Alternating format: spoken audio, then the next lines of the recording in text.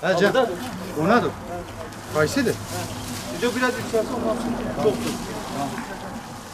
Tamam.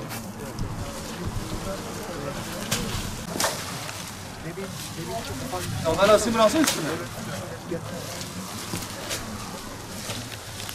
Tabii. Brandalar.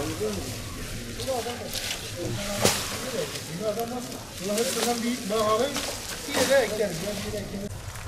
Şurada zaten iki anahtardan kalmış evde ben. Yok ben. Zaten ki kendinde değil. Böyle aslında ben dedim bir drone çekimi yapalım. Bir de bir ektikten sonra seneye bir baharı. Mecra planı kalkırmadan önce bitsin yeşil alan. Abi. Dağıldıktan sonraki yeşil alan. İstiklal tamamlandı. Evet. Abi burada 99 100 oldu ya. Orada tam.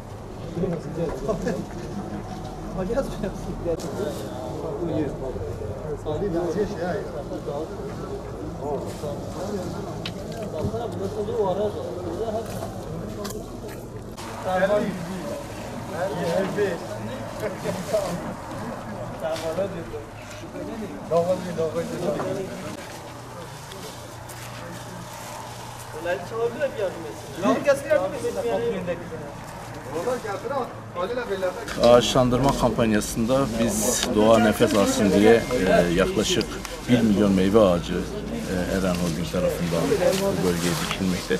Tabi bu 1 milyon meyve ağacı diğer illerdeki ağaçlardan biraz daha farklı. Orman ağaçları dışındaki meyve ağacı, onun dışında da farklı yine ağaçlandırma çalışmalarımız bulunmakta. 1 milyon meyve ağacı 3 dönem halinde ekilecek. 350 ve 350 olarak biz planladık ama ilk etapta biz 50 binde ceviz ektik.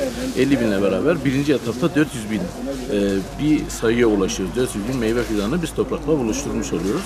Önümüzdeki bahar ayında bir 300 bin, sonraki sonbahar ayında yani 2022'nin sonbahar ayında bu kampanyayı tamamlıyoruz. Yaklaşık olarak tam olarak 1 milyon meyve ağacını toprakla buluşturmuş oluyoruz. Bu gelen aracımız 3. ya da 4. tır olması lazım. Bazı araçlar direkt olarak ilçeye sevk ediyoruz. Tarım İl Müdürlüğü bu konuda bütün talepleri aldı, çiftçilerin taleplerini aldı.